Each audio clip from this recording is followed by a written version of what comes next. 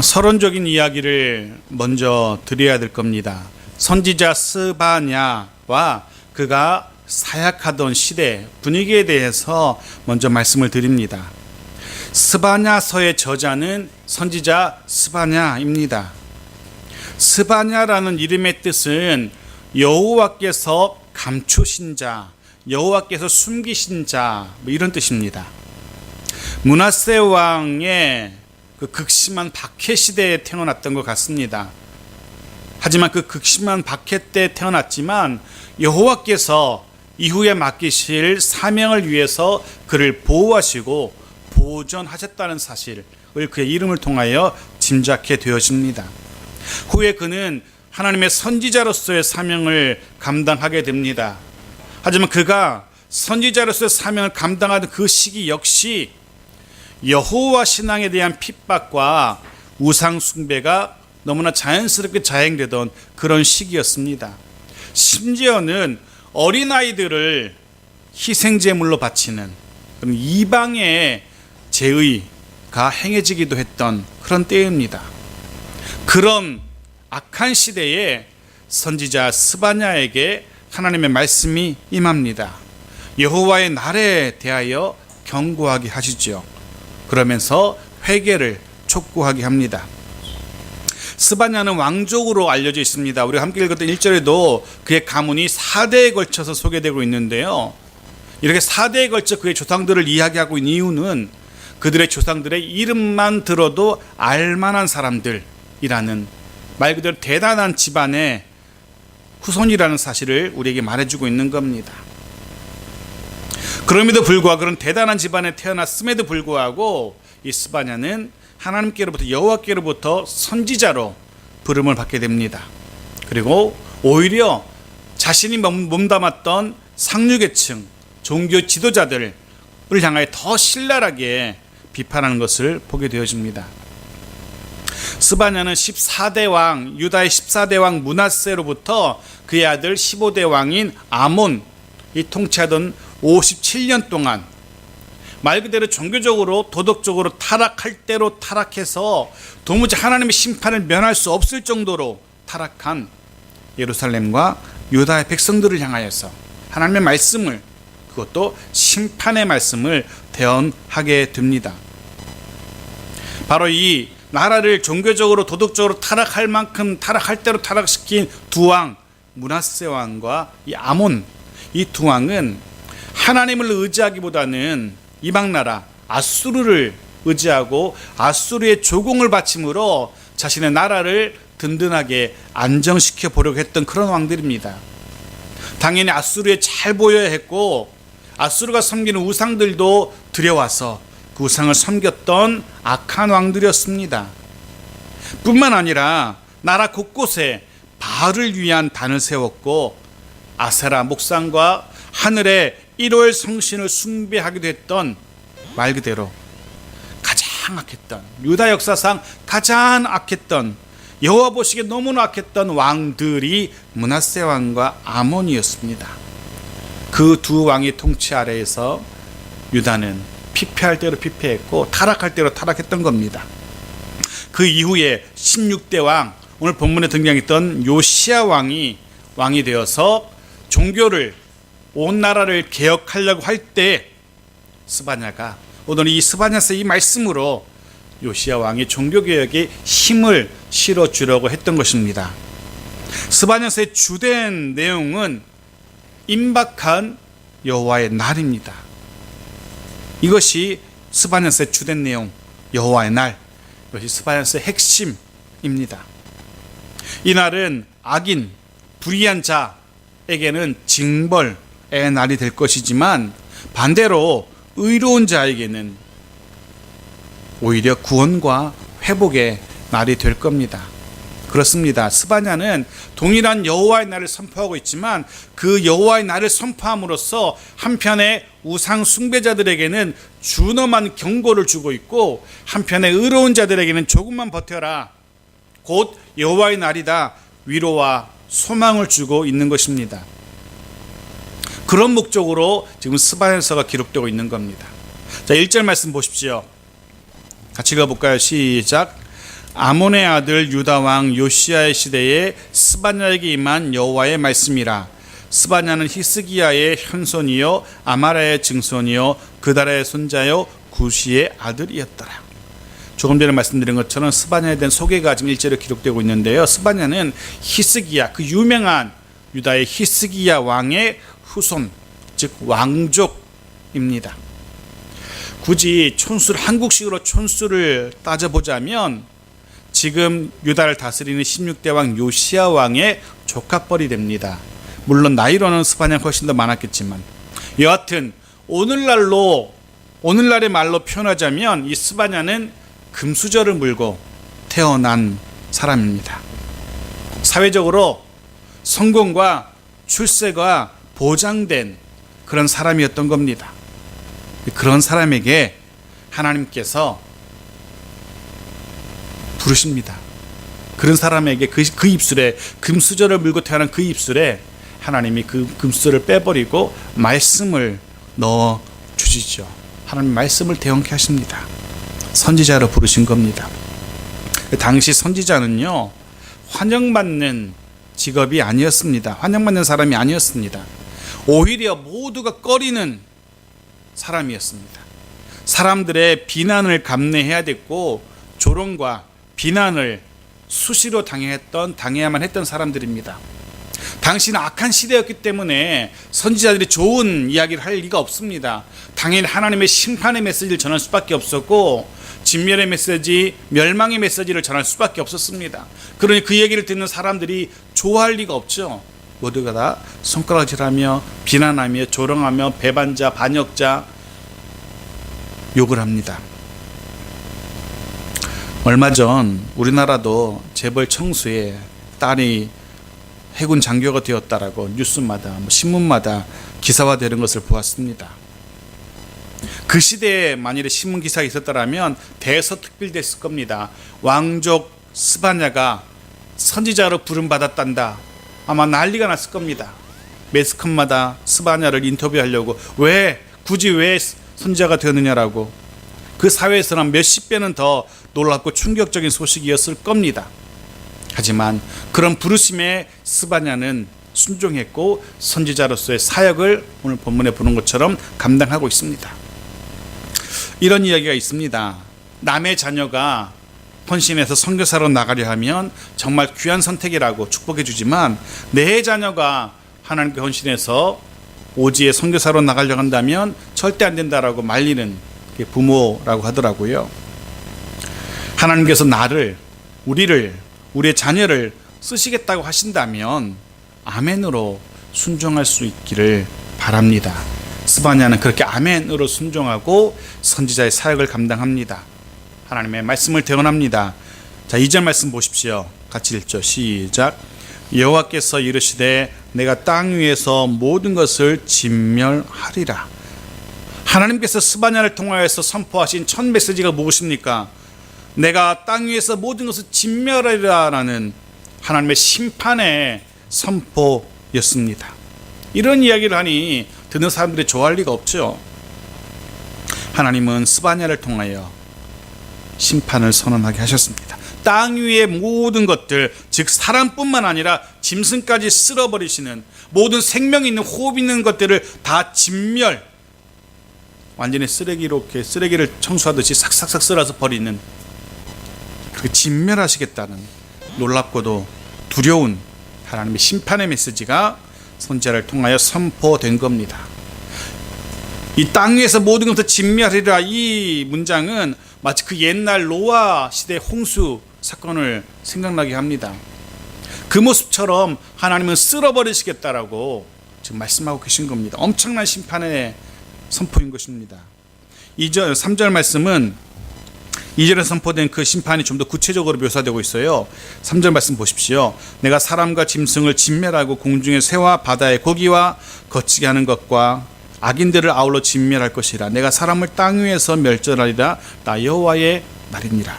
보십시오. 사람과 짐승과 공중의 새와 바다의 고기와 거치게 하는 것들, 악인들 다 진멸하겠다. 심지어는 공중의 새와 바다의 고기까지 다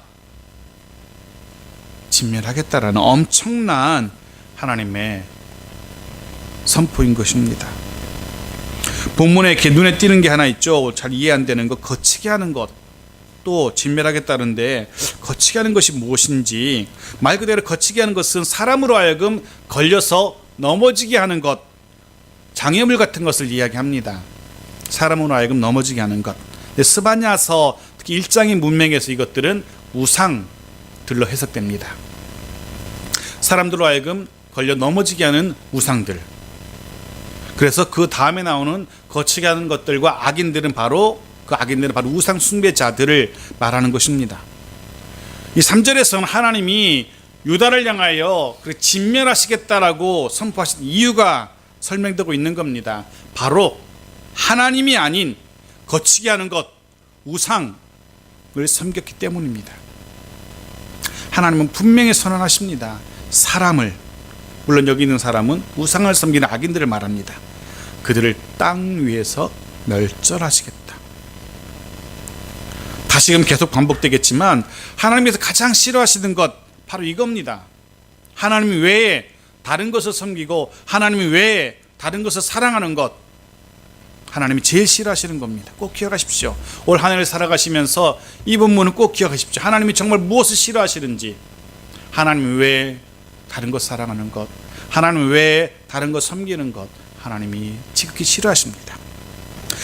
그렇게 온 우주적인 심판을 선언했던 하나님이 4절로 넘어가면 그 심판의 범위를 확 좁히십니다. 모든 나라 중에서 거치게 하는 것들, 우상 숭배자들을 다 심판하시겠다고 선언하신 하나님이 그 눈을 한 곳으로 집중하고 계십니다. 4절 말씀 보십시오. 같이 읽을까요? 시작. 내가 유다와 예루살렘의 모든 주민들 위에 손을 펴서 남아있는 바알을 그곳에서 멸절하며 그마림이란 이름과 및 그 제사장들을 아울러 멸절하며. 아멘. 범위가 줄죠. 유다와 예루살렘의 모든 주민으로 범위가 확 줄었습니다. 집중적으로 하나님께서 누구를 향하여 말씀하시는지 그 대상이 정해지고 있는 겁니다. 근데 본문에서 흥미로운 표현이 하나 등장하는데 바로 하나님이 손을 펴신다는 표현입니다. 손을 펴시는 하나님으로 묘사되고 있습니다. 모든 주민들을 위해 내가 손을 펴서. 특별히 구약 성경에서 하나님이 손을 펴시는 경우는 딱 두 경우입니다. 하나님의 백성들을 위기 상황에서 도와주시려고 손을 펴시는 경우가 있고요, 반대로 하나님을 대적하는 자들을 치시려고, 심판하시려고, 징계하시려고 손을 펴시는 경우가 있습니다. 손을 펴시는 한 번 경우는 보호하시기 위해서, 또 다른 경우는 때리시려고 손을 펴시는 하나님이십니다. 저는 바라기는 올 한 해 동안 우리를 향하여 손을 펴시는 그 하나님, 그 펴신 손이 우리를 때리시는 손이 아니라 우리를 만지시고 위로하시고 보호하시는, 구원하시는, 도우시는 손이 되게 되어지기를 간절히 축원합니다. 자, 하나님께서 유다와 예루살렘을 향하여 손을 펴셨습니다. 왜 펴셨습니까? 때리시려고 손을 펴셨습니다.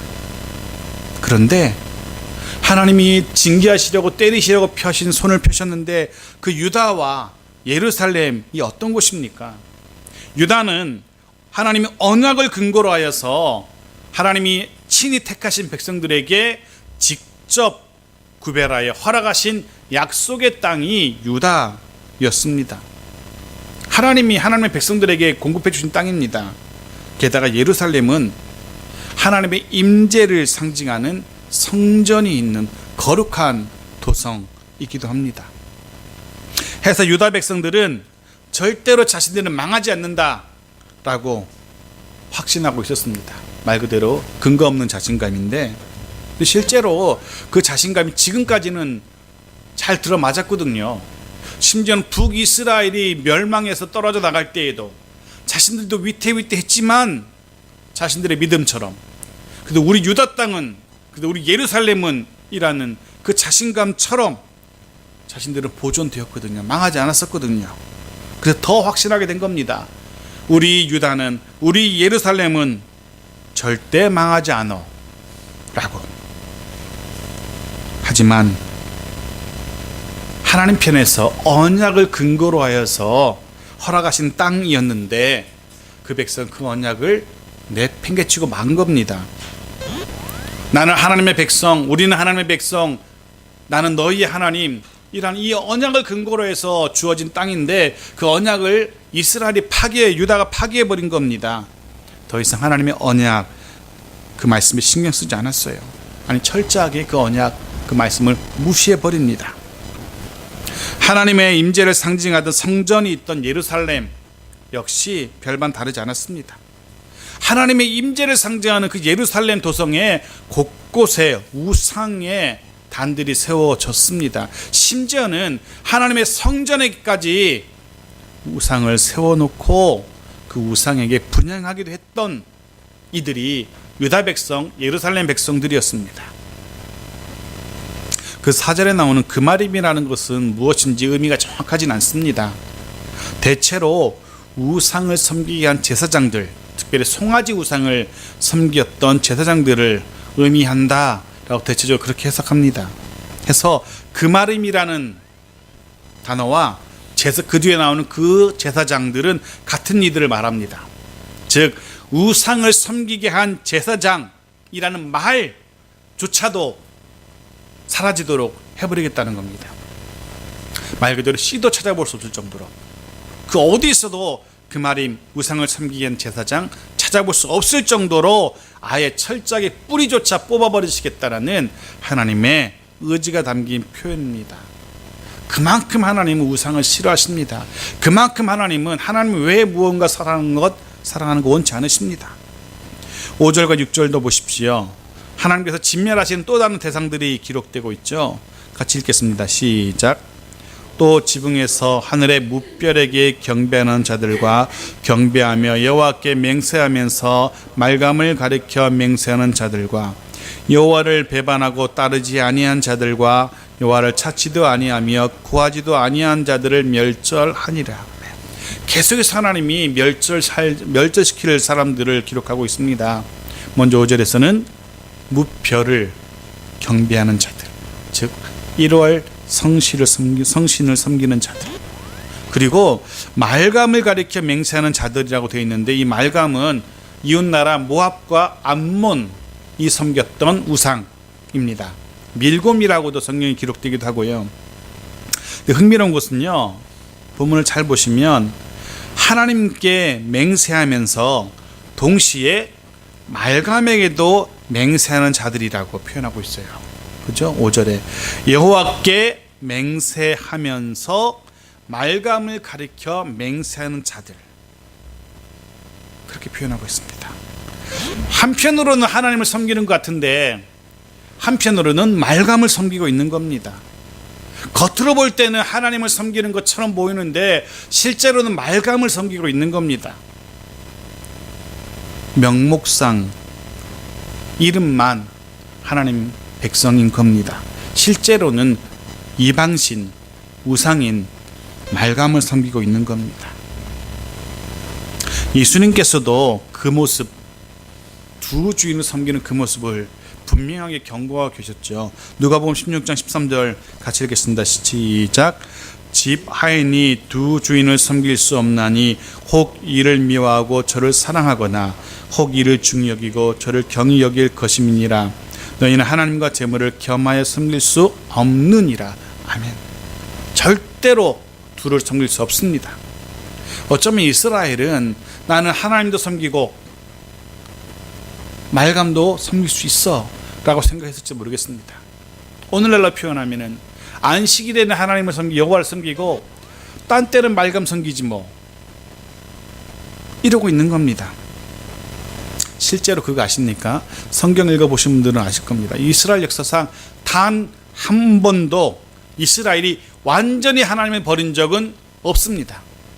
단 한 번도 전적으로 하나님을 버리고 우상만 섬겼던 적은 없습니다. 항상 하나님도 우상도 같이 섬겼습니다. 예를 들면 애굽을 처음 나왔을 때 그들이 가장 먼저 섬겼던 우상 뭐죠? 금송아지.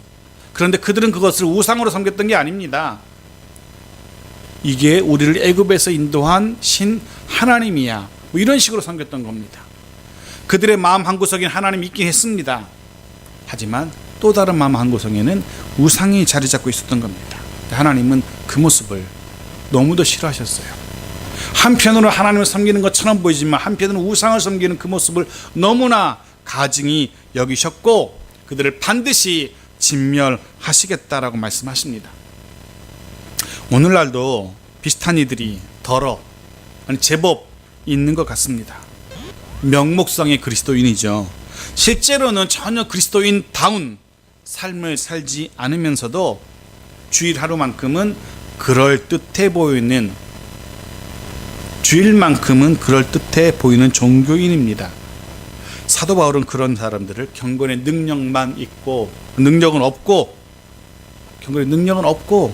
경건의 모양만 갖춘 이들이라고 표현하고 있습니다.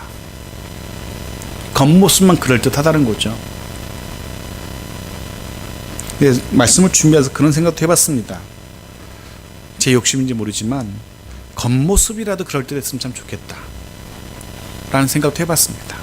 겉모습이라도 경건의 능력은 없어도 좋으니까 경건의 모양이라도 좀 잃지 않았으면 이라는 그런 생각까지 해볼 정도입니다. 여러분 어떠십니까? 정말 구체적인 삶의 현장 속에서 주일날 예배드리는 그 순간 말고 나아가서 살아가는 동안 정말 하나님 한 분만을 사랑하며 또 섬기고 계신지, 정말 하나님의 말씀대로 살아보려고 애쓰고 계신지, 돈이나 명예, 심지어 자녀까지도 하나님보다 더 사랑해서는 안 된다라고 하나님 말씀하십니다.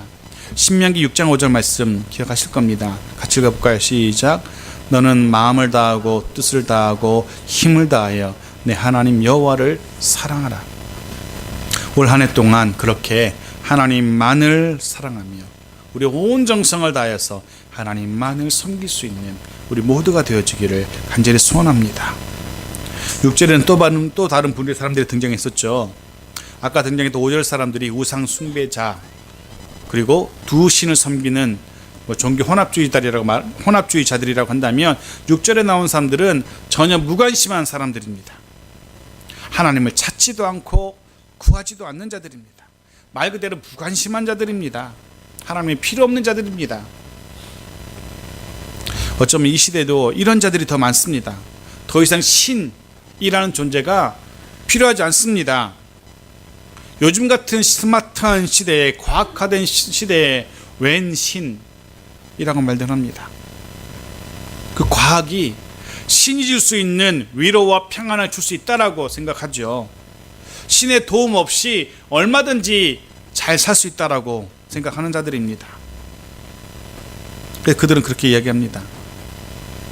하나님 혹은 신이시여, 제가 도움을 호소하기 전까지는 제 삶에 간섭하지 마십시오. 신의 도움이 필요하면 그때 제가 먼저 찾을게요. 그때까지는 저한테 이래라 저래라 간섭하지 마십시오. 절 내버려 두세요 라고 말들 합니다. 그러다가 자신의 힘으로 어쩔 수 없는, 자신이 그렇게 좋아하던 과학의 힘으로 또 어쩔 수 없는 하나님의 신의 도움이 필요할 때가 되면 그제서야 하나님을, 신을 찾죠. 그제서야 신에게 기도합니다. 도와달라고, 한 번만 도와달라고. 그러다 신의 도움이 필요 없어지면, 신이 필요 없어지면 또 이렇게 저만큼 멀찍이 밀쳐놓곤 합니다. 그런 자들이 유대 땅 예루살렘에도 있었던 겁니다. 하지만 7절 말씀 같이 읽어볼까요? 시작. 주 여호와 앞에서 잠잠할지어다. 이는 여호와의 날이 가까웠으므로 여호와께서 희생을 준비하고 그가 청할 자들을 구별하셨습니다. 하나님께서 그들을 향하여서, 그 모든 자들을 향하여서 선포하십니다. 잠잠해라, 떠들지 마라. 왜요? 심판의 날이 가까웠기 때문입니다. 하나님 외에 또 다른 무언가를 사랑했던 자들, 하나님에게 관심이 없었던 자들, 하나님을 섬기며 우상도 섬겼던 자들, 그들에게 임할 심판이 이제 준비된 겁니다. 그리고 그 심판의 날이 임박한 겁니다. 오늘 본문의 7절에 그렇게 말하죠. 희생을 준비하고, 희생 제물을 준비했답니다. 그 희생 제물이 뭐냐 하면 바로 범죄한 유다 백성들입니다. 유다 백성들을 희생 제물로 준비한 겁니다. 그리고 그들 바로 희생 제물을 먹을 자들을 하나님 청하셨는데 바로 그들이 유다를 징계할 바벨론입니다. 하나님은 희생 제물로 범죄한 유다를 준비하셨고 그 희생 제물을 먹을 바벨론을 준비시켜서 유다를 진멸하실 겁니다. 8절부터 13절까지는 그렇게 심판받게 될 자들에 대한 좀 더 구체적인 유다와 예루살렘의 백성들의 모습을 좀 더 구체적으로 묘사하고 있어요. 그 중에 눈에 띄는 표현 몇 가지만 살펴볼 텐데요. 8절 말씀 같이 읽어볼까요? 시작. 여호와의 희생의 날에 내가 방백들과 왕자들과 이방인의 옷을 입은 자들을 벌할 것이며, 여기에 이방인의 옷을 입은 자들이라는 표현이 나옵니다. 여호와 신앙을 버리고 우상 숭배의 관습을 받아들인 자들을 말합니다. 지금 유다와 예루살렘 백성들이 그렇게 한 겁니다. 유다와 예루살렘 백성들은요, 열방과는 이방 나라와는 구별되는 삶을 살아야만 했습니다. 하나님이 그들 택하신 이유가 그거였어요. 하나님께서 열방을 비출 등불로 열방의 제사장 나라로 유다와 예루살렘을 택하셨지 않습니까? 유다는 하나님의 빛을 열방에 비춰야 하는 책임이 있었습니다.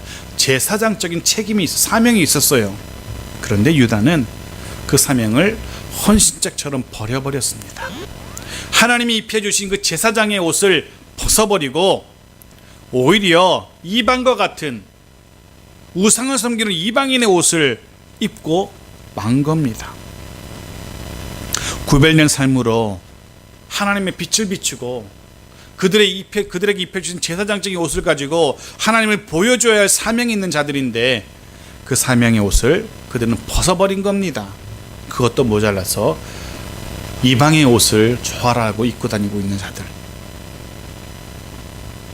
우리들 역시 마찬가지입니다. 하나님께서는 우리들 한 사람 한 사람이 예수 그리스도로 옷 입기를 원하셨습니다. 예수 그리스도의 옷을 저와 여러분에게 입혀 주셨습니다. 근데 세상이 우리를 볼 때에는 우리의 모습이 아니라 예수로 옷 입은 그 모습이 보이도록 하셨습니다. 작은 예수들, 또 다른 예수처럼 보이도록 예수로 옷 입게 하셨습니다. 예수로 옷 입은 저와 여러분이라는 사실 잊지 마십시오. 그 옷 거추장스럽다라고 벗어버리고 세상의 옷 즐겨 입는 그런 어리석은 자가 되지 말아야 될 것입니다.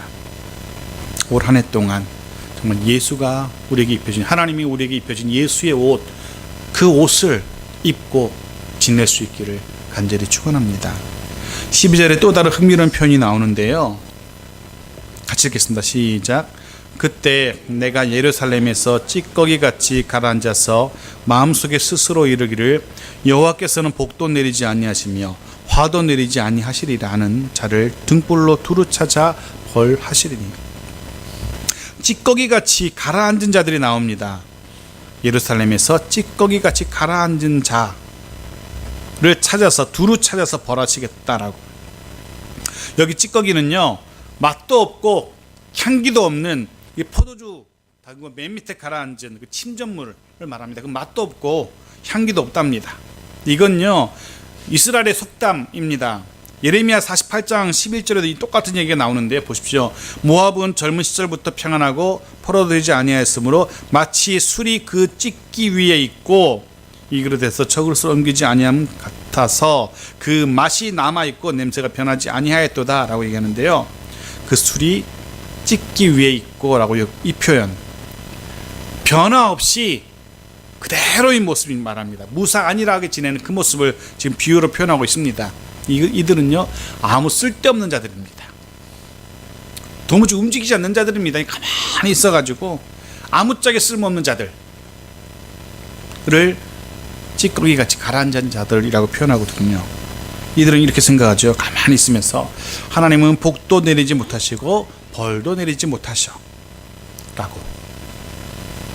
하나님을 인정하지 않는 자들입니다. 당연히 자신들의 죄에 대해서도 깨닫지 못하고요, 죄에 대해서 회개할 마음조차 갖지 못합니다. 하나님의 징계 두려워하지 않습니다. 하지만 그런 자들 결코 용서하지 아니하신 하나님이십니다. 반드시 그들을 심판하십니다. 13절 말씀 보십시오. 그들의 재물이 노략되며 그들의 집이 황폐할 것이라. 그들이 집을 건축하나 거기에 살지 못하며 포도원을 가꾸나 포도주를 마시지 못하리라. 하나님은 아무것도 할 수 없어 라고 큰 소리 치던 그들이, 그들의 재물이, 그들의 집이, 그들의 포도원이 폐허가 될 겁니다. 누가 그렇게 하십니까? 하나님이 그렇게 하십니다. 자, 마지막 18절만 살펴보고 말씀을 마칩니다. 18절 같이 읽어보겠습니다. 시작. 그들의 은과 금이 여호와의 분노의 날에 능히 그들을 건지지 못할 것이며 이 온 땅이 여호와의 질투의 불에 삼켜지리니 이는 여호와가 이 땅 모든 주민을 멸절하되 놀랍게 멸절할 것임이라. 그 무엇도 하나님의 진노, 하나님의 분노를 사그라들게 없애지 못한답니다. 그 무엇도 하나님의 그 진노의 날에 우상 숭배자들 살려내지, 건져내지 못한답니다.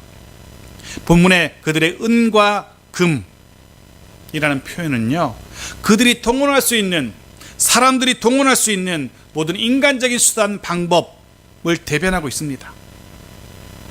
그 하나님의 진노의 날에 살아보려고, 도망가 보려고 온갖 수단을 다 써보지만 아무 소용이 없습니다. 그 무엇도 도움이 되지 않습니다. 근데 본문에서 우상 숭배자들, 하나님과 우상을 동시에 섬기는 자들, 하나님이 없다고 하는 자들 모두 진멸되는데 무엇에 진멸됩니까? 여호와의 질투의 불에 다 타고 말 겁니다. 질투의 불. 본문은 지금 하나님을 질투하시는 하나님으로 표현하고 있어요. 하나님은 질투하시는 하나님이십니다. 여기 질투라는 단어는요, 결혼 관계에서 사용되는 단어입니다. 용어입니다. 아무에게나 질투하는 게 아니라 결혼 관계에서 남편이 아내를, 아내가 남편을 질투할 때, 하나님은 유다의 남편으로, 유다는 하나님의 신부로 지금 이렇게 상정되고 있는 겁니다. 그런데 유다가, 신부인 유다가 신랑인 하나님 외에 또 다른 남자를 연모하고 있는 겁니다. 하나님은 질투하실 수밖에 없습니다. 하나님은 우리를 향하여서 온전한 사랑을 기대하고 계십니다. 세상도 사랑하고 내 일도 사랑하고 재물도 사랑하고, 그러면서 하나님도 사랑하는 자, 하나님은 용납지 않으실 겁니다. 하나님만을 온전히 사랑할 수 있는 2016년도 되기를 축원합니다. 기억하십시오. 하나님은 질투하시는 하나님이십니다. 말씀을 마칩니다. 내가 어떤 상황, 어떤 형편에 처해 있다 하더라도 하나님께서 나를, 우리를 하나님의 일을 위해서 쓰시고자 하신다면 먼저 아멘으로, 선지자 스바냐처럼 아멘으로 순종할 수 있는 그런 마음의 준비, 마음의 결단이 있기를 소원합니다. 그리고 무엇보다 우리의 삶의 현장에서 하나님보다 무언가를 더 사랑하는 두 마음 품고 두 주인을 섬기는 그 어리석은 자 되지 말아야 될 것입니다. 왜냐하면 하나님께서 가장 싫어하시는 것이기 때문입니다. 우리 하나님은 질투하시는 하나님이심을 꼭 기억하십시오. 오히려 날마다 하나님께서 입혀주신 그 거룩한 흰옷을 입고 예수 그리스도로 옷 입고 하나님이 우리에게, 저와 여러분에게 맡겨주신 제사장의 사명을 잘 감당할 수 있는 우리 모두가 되어지기를 간절히 축원합니다. 아멘.